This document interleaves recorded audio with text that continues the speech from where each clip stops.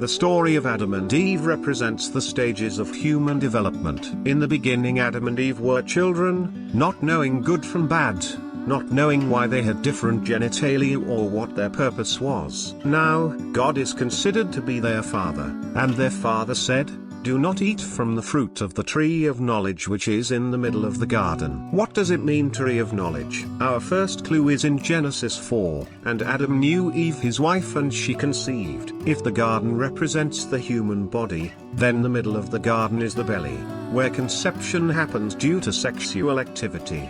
So their father told them not to touch it since they were children. But as soon as the children reached sexual maturity, they ate from the forbidden fruit, and Eve became pregnant. Thus the curse, "In sorrow thou shalt bring forth children." Now let's take a closer look at the tree of knowledge as a metaphor. The tree's trunk represents the male genitalia. The snake climbing the tree represents the male sperm trying to get out of the penis, while the snake beguiling Eve represents Eve wishing for a baby. The treetop represents the female ovaries, and the apple represents the female egg inside the ovaries, revealing to us why the snake is climbing the tree. He is trying to reach the apple, which is a metaphor for the sperm trying to reach the female egg, in order to evolve into a human. And what did the snake promise Eve? "Ye shall be as gods."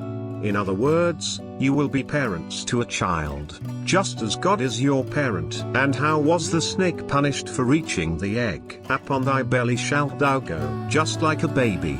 Now in the old days, the symbol they assigned to the process of creation was called caduceus, the staff carried by the god Hermes. Let's zoom in on the caduceus symbol. As you can see, it represents the story of conception, just like the tree of knowledge. In fact, to this day we use this symbol as the symbol of life, which is why it is on the uniform of the health departments all over the world. Thank you, and I hope you have been enlightened.